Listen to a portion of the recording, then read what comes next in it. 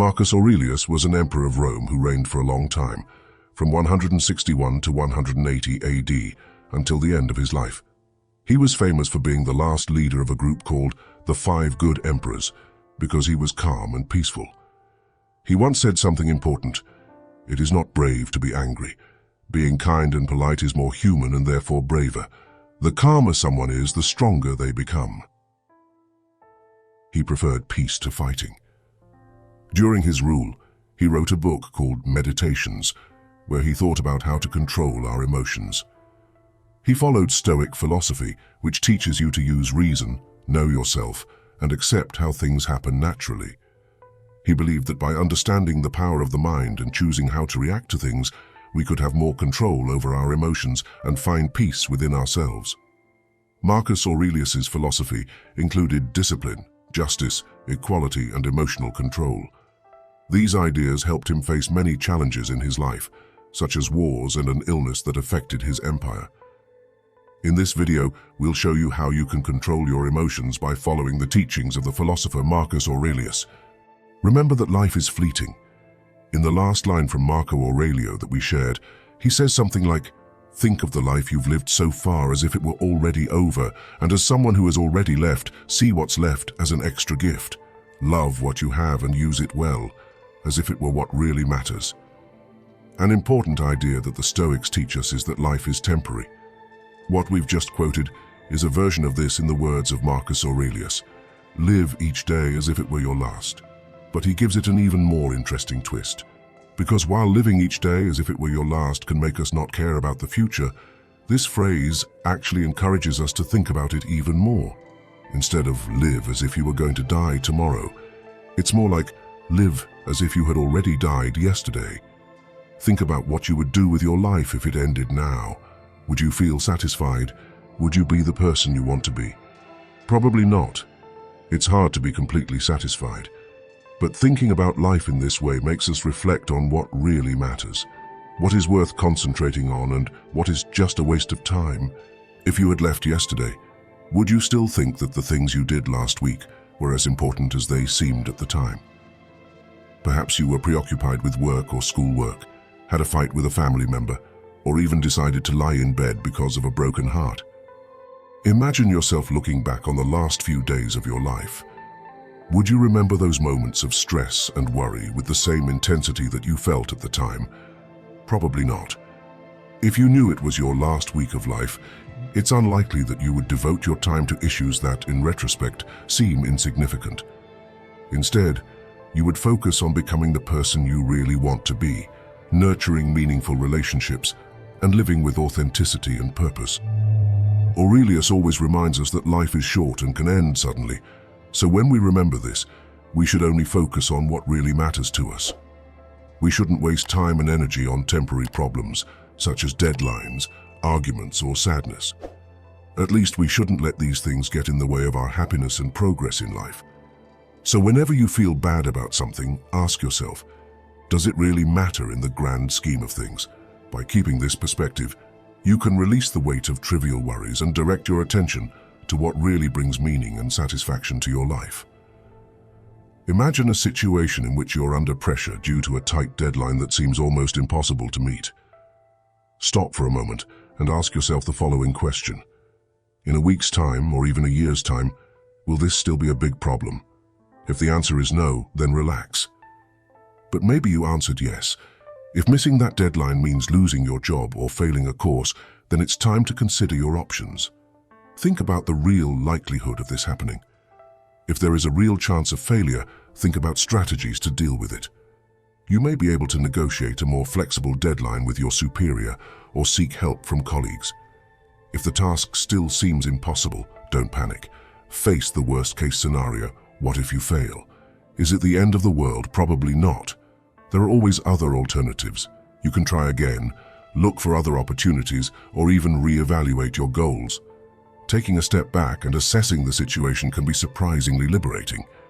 You'll realize that not everything is as terrible as it seems, and that there are always more options than you think. To make this method even simpler and more accessible, it's useful to remind yourself of a few key questions whenever you find yourself involved in an emotionally intense situation. These questions can be like a compass, guiding you through the maelstrom of emotions.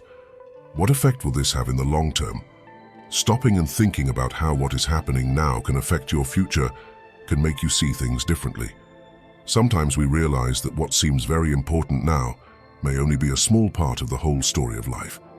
How can I be happy, even if something goes wrong? Trying to find ways to be happy and grateful, even if things don't turn out as expected, can make you feel calmer and stronger. Focusing on the things that still make you happy and have meaning can make the bad emotions not seem so strong. Have I thought of all the possibilities? Looking at things from different angles and thinking about different outcomes can make you better understand what's going on and find creative ways to solve problems. Sometimes we feel stuck in a situation because we can't see beyond what's happening now. Is it really worth being so worried about it in the long term? Stopping to reflect on whether the worry you're feeling now will have a significant impact in the grand scheme of life can reduce your anxiety and stress for no reason. Recognizing that not all things are equally important can free you from an unnecessary burden. By adopting this mindset on a regular basis, you strengthen yourself to deal with challenges in a more balanced and calm way, without being overwhelmed by intense emotions. Remember, calm is within your reach, and asking these simple questions can help you achieve it. Use a diary to quote Aurelius, "Think of the beauty of life. Contemplate the stars and imagine yourself traveling with them.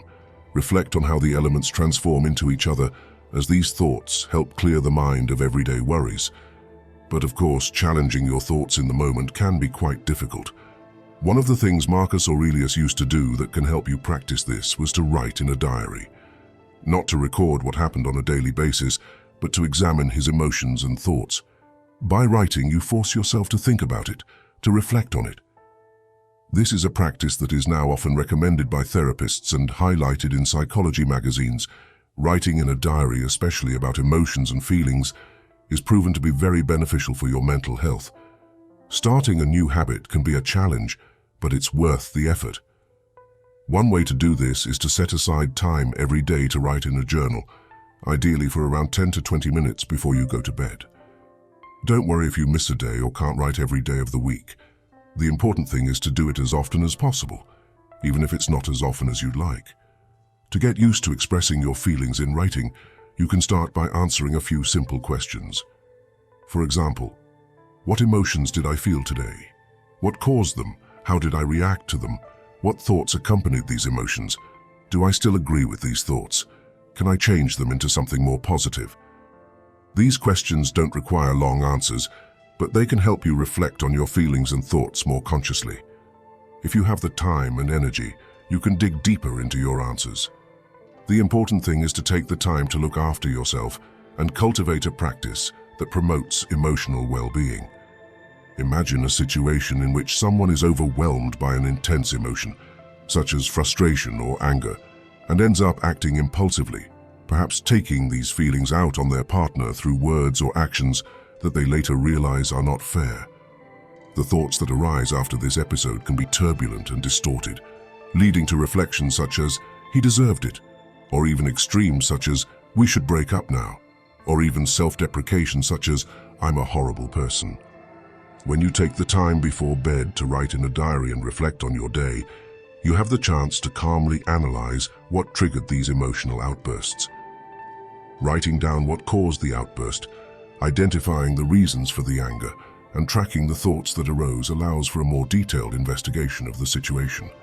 Then, by rereading these notes, you can question whether you still agree with these thoughts, or whether it would be better to replace them with more empathetic, logical, or useful ideas. The diary then becomes a powerful tool for changing the way you interpret events, and consequently, your emotions, feelings, and behavior. So the simple act of writing in a journal not only offers a way to express repressed emotions, but also provides a valuable chance to cultivate self-reflection and self-improvement. It's as if you take control of your inner story, shaping it to promote a more compassionate and constructive understanding of yourself and the world around you. Challenge your perspective. As Marcus Aurelius said, the quality of your thoughts affects the happiness of your life. The first step in dealing with what happens is to question how you interpret things. Everything that happens generates emotions in us, and these emotions shape how we understand situations, how we react, and what we think, often in ways that don't help us. To avoid this, it's important to question the thoughts that these emotions bring up as soon as they appear. But it's important to understand that questioning these emotions doesn't mean ignoring them. It's not about trying not to feel anything or pretending it's not happening. Like when we ignore a crying child to get attention. That may work with children, but not with emotions. Ignoring emotions doesn't make them go away because they have a reason for existing. And when something has a reason, ignoring it doesn't solve the problem. Our emotions are like a soundtrack that accompanies our lives, sometimes rising to a dramatic crescendo, other times murmuring in the background. They arise naturally in response to the world around us, even if they don't always seem logical. Ignoring them is not a viable option. We need to recognize them and deal with them in a healthy way. What we can control, however, is how we interpret and respond to these emotions. Instead of allowing them to overwhelm us, we can adopt a more conscious approach. Here's the key: question your emotions. Don't ignore them, but don't let them control you either. Instead, observe them objectively, recognizing them without getting carried away. Then comes the fun part: finding the good in everything that seems bad. Look at every obstacle as an opportunity for growth, every challenge as a chance to show your resilience, and every setback as a funny story to tell in the future. The Stoics were masters of this, finding a light at the end of the tunnel, even in the darkest situations. A simple way to start is to ask yourself a few questions. Why does this situation make me angry, anxious, or frustrated? What conclusions am I drawing from it? Is there a more positive way of looking at it? By challenging your own interpretations and seeking more optimistic perspectives, you can turn even the most challenging moments into opportunities for growth and learning. For example, imagine someone who argues with their partner about something important and feels that they are not being understood. This person might get angry and frustrated, thinking things like, "Our relationship is in crisis," or "He doesn't know me as well as I thought." But these thoughts only make things worse, increasing the anger and frustration, and even causing sadness, making the person more upset. Now, let's see what would happen if she asked herself those 3 questions we mentioned earlier. The first 2 already have answers, and it's good for the person to clarify them with themselves too. But the last question is where the most important work lies. How can they change this situation? So instead of thinking about the relationship ending, think about how solving the problem together can make it stronger. And instead of thinking that your partner simply doesn't understand, see this as a chance to get to know each other better. Your partner may not understand your point of view, but you may not understand theirs either. So think about why he said what he said. What might he have been feeling? What could his reasoning have been? And how did you express yourself to him? Maybe there was a misunderstanding. Maybe he misinterpreted what you said. When we face conflicts or misunderstandings in our relationships, it's normal to feel uncomfortable or frustrated. However, when we stop to think and try to understand the other person's point of view, we often discover that the solution to the misunderstanding is closer than we think. Imagine yourself as a detective investigating a mystery. By carefully examining the clues, you can solve the puzzle and find a satisfactory solution. In the same way, by better understanding the other person's motivations and perspectives, we are able to resolve conflicts more effectively and strengthen the bonds of our relationship, a positive outcome for both of us. Aurelius's famous quote offers valuable guidance on how to cultivate compassion rather than resentment towards the actions of others. By putting ourselves in the other person's shoes and considering the motives behind their actions, we can see beyond appearances and develop true empathy. Imagine yourself walking in someone else's shoes. You may notice that sometimes people act in ways that we don't immediately understand, but when you take a closer look, you discover that each individual carries their own struggles, fears, and concerns. By acknowledging this, we open a window into the other person's heart and mind, allowing us to better understand their choices and behaviors. This practice of adopting a compassionate perspective not only helps us deal with challenging situations more constructively, but also fosters an environment of mutual understanding and acceptance in our relationships. Instead of feeding resentment or hasty judgments, We choose to nurture compassion and understanding. In this way, we build bridges of connection and strengthen the ties that bind us as human beings. When we focus our attention on a rational analysis of the situation and choose to cultivate more positive thoughts, we are taking an important step towards emotional balance. Imagine yourself as a skilled gardener, removing the weeds of negative thoughts and watering the seeds of positive thoughts. By making this conscious choice to cultivate a positive mindset, we are preparing the ground to reap the fruits of inner peace and emotional well-being. After all, as the saying goes, where the mind goes, the emotions follow. By controlling our thoughts, we are actually shaping our emotions and cultivating a more peaceful and fulfilling state of being.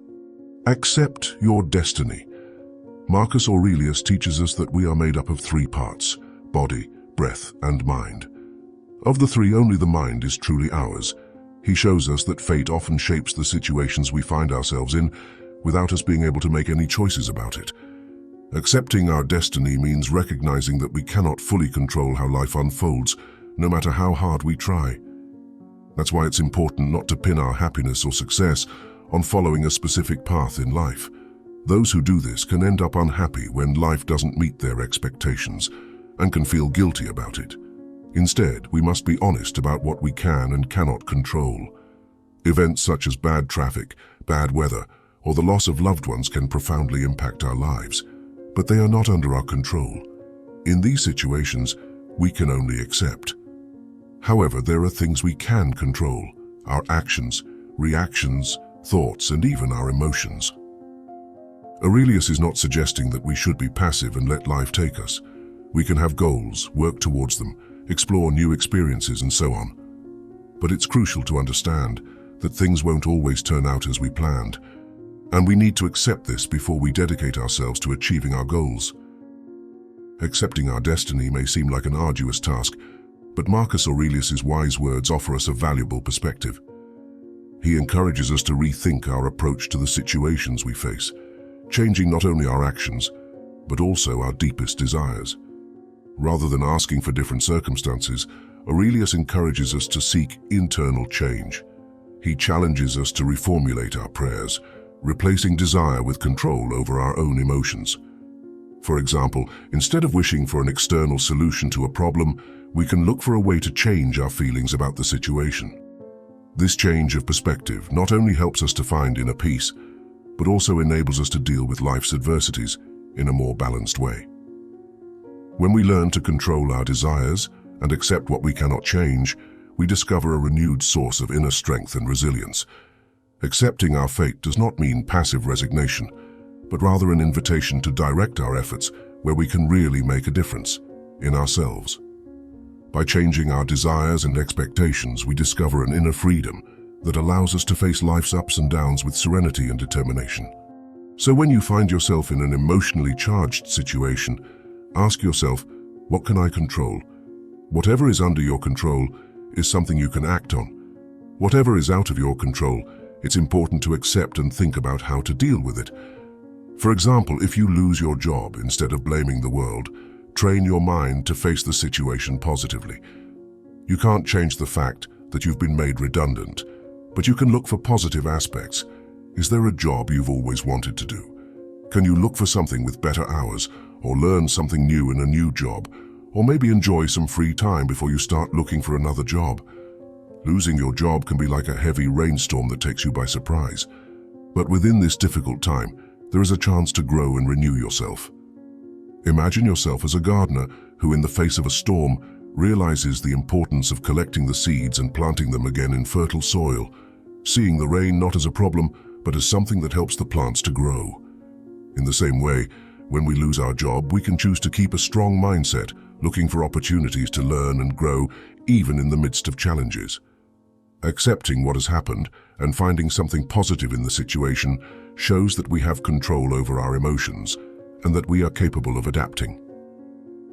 Imagine yourself as a climber who, when faced with a rock blocking the way, finds an alternative way to reach the top of the mountain.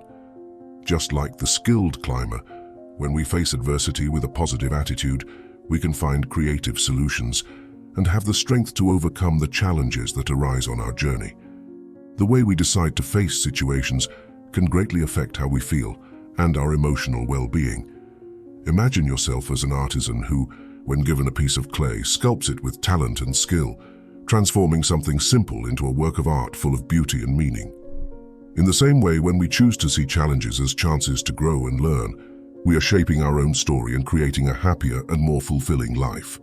If you find it very difficult to find control or even to depend on yourself emotionally, this could be caused by chronic anxiety. This anxiety stops you in time and you stop living and just survive. Unfortunately, many people are anxious all their lives and can never get out of it, which is very sad.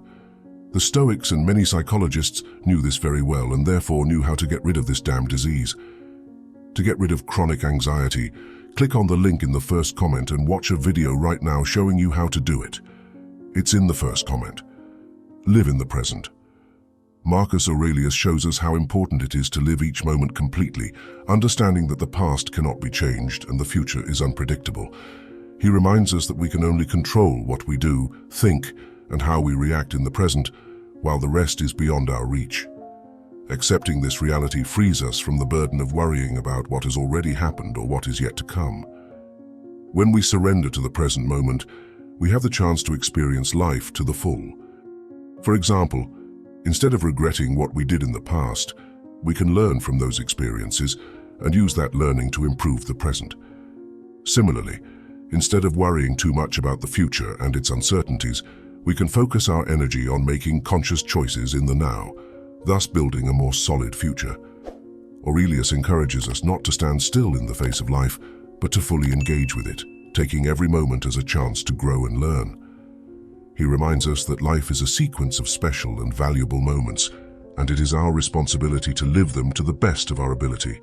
So, how can we live in the present more attentively? One idea suggested by Aurelius is to practice mindfulness. By developing total awareness of the present moment, we can connect more deeply with ourselves and the world around us. This allows us to enjoy life's little happinesses, find gratitude in simple things, and face challenges with more courage and peace of mind. We can start by practicing mindfulness in our daily activities, such as eating, walking, or even breathing.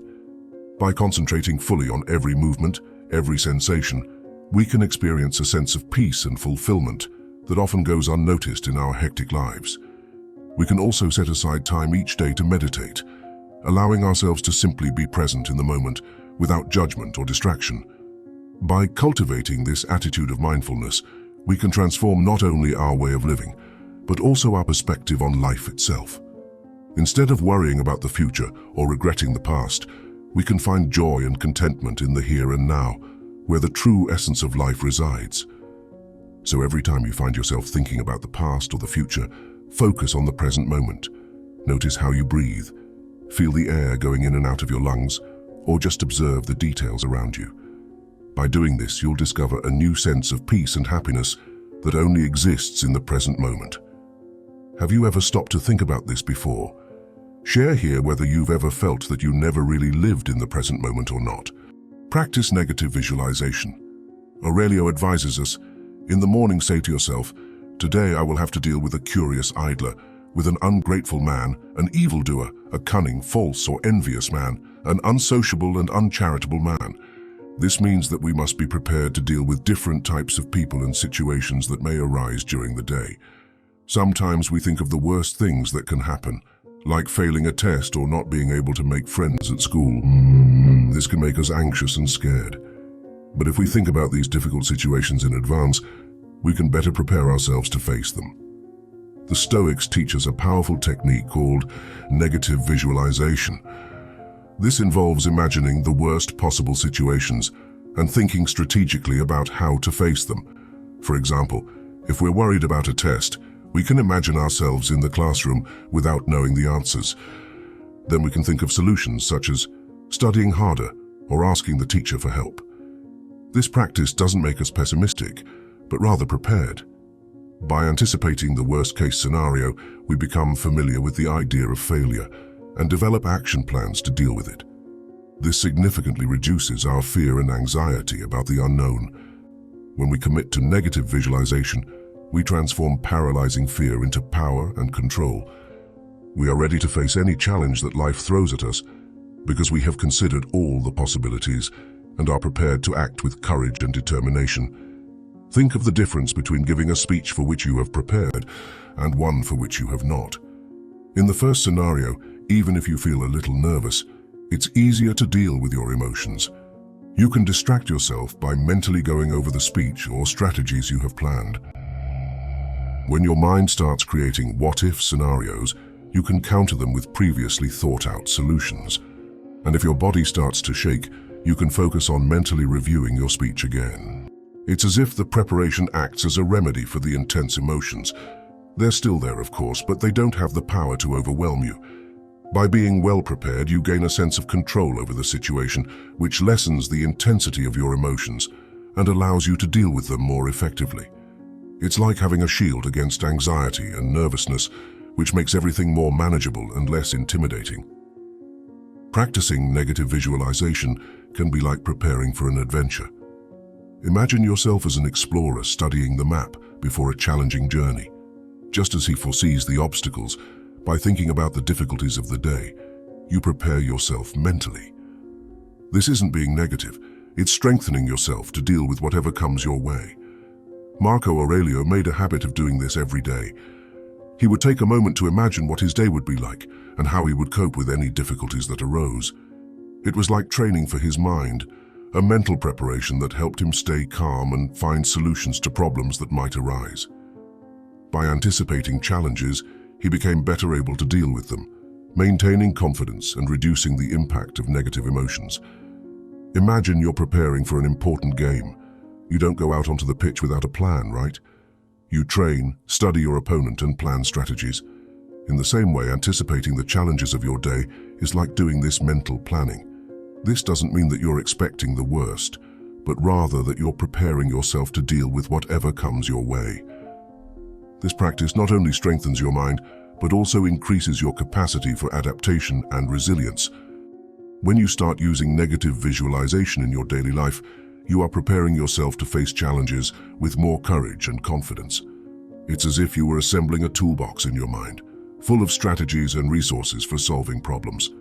This not only makes you stronger emotionally, but also helps you stay calm and focused, no matter what's going on around you.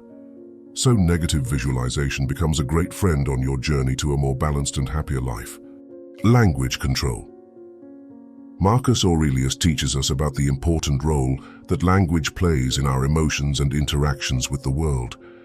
He recognizes that words have great power over how we feel and how we see the world, and that we can control them to promote emotional balance and wisdom.